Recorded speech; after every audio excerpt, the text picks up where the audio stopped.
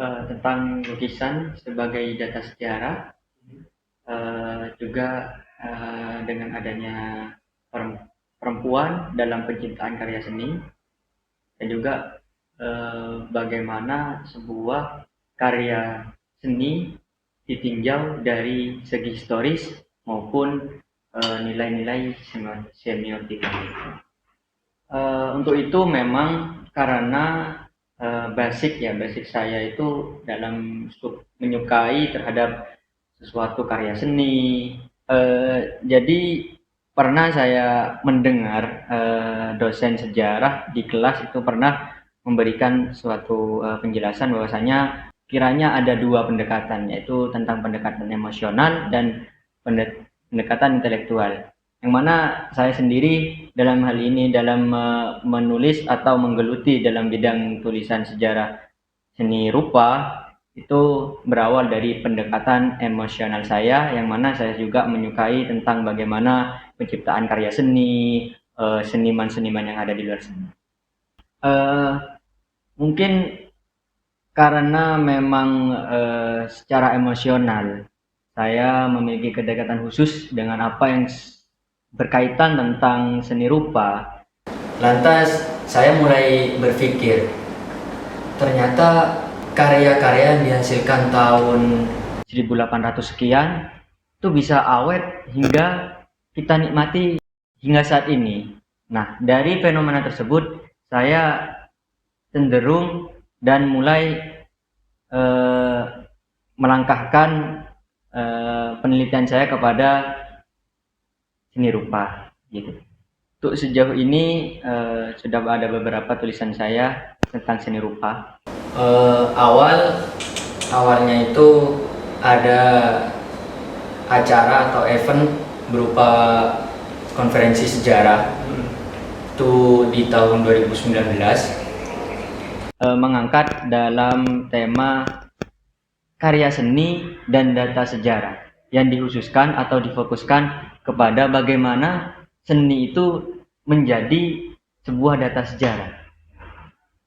Waktu itu saya membawakan titik fokus penelitian pada karya Raden Saleh yang berjudul Penangkapan Diponegoro. Nama Raden Saleh pun juga begitu tidak asing lagi di kalangan para seniman.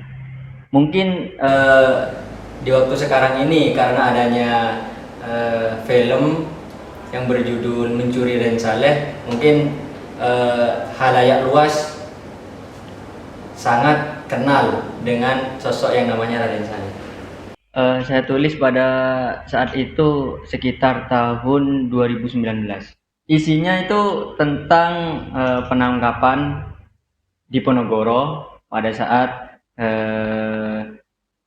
ada pergesekan dengan pemerintah Hindia Belanda pada kala itu. Bagaimana kita menangkap rekonstruksi sejarah secara jelas dan itu tersaji dalam sebuah lukisan. Saya juga pernah menulis tentang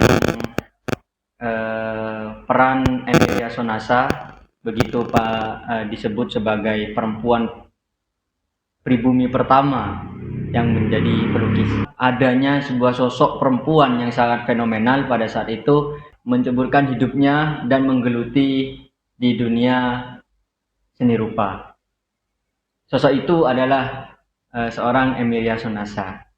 Juga yang menarik dari karya Emilia Sonasa yang berjudul Pasar tersebut, bagaimana ia menggambarkan latar pasar atau suasana pasar di era awal abad 20-an.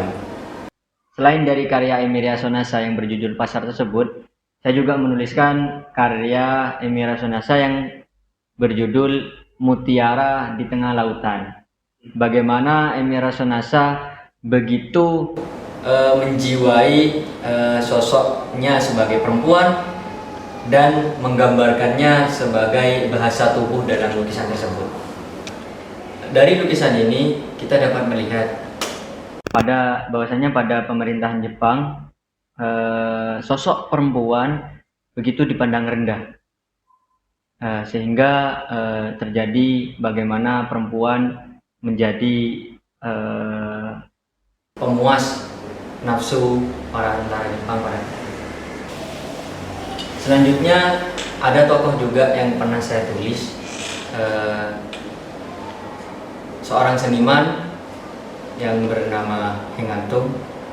Ia adalah sosok yang begitu fenomenal dan tidak asing lagi di kalangan para seniman pada kala itu, dan juga karyanya yang sangat ikonik tentang atau yang berjudul Memanah.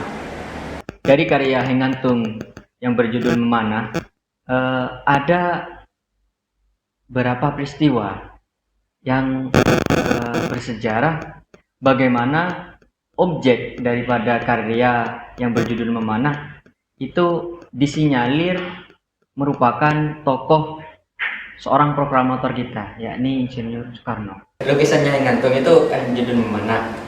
Itu pada saat itu belum selesai, lengannya kurang gitu. Nah, pada saat itu ada Soekarno gitu ke sana. Oh, ini tak beli gitu. Loh, lengannya kurang gitu. Jadi Soekarno yang menjadi objek pada itu gitu, lengannya doang gitu. Menurut saya sebuah karya seni, lukisan utamanya, itu tentu dapat menjadi sebuah data sejarah. Namun tentunya jangan lupa untuk tetap menyertakan terhadap aspek-aspek yang ada 4. Yang pertama heuristik, kedua verifikasi, dan yang ketiga interpretasi, yang terakhir adalah historiografi.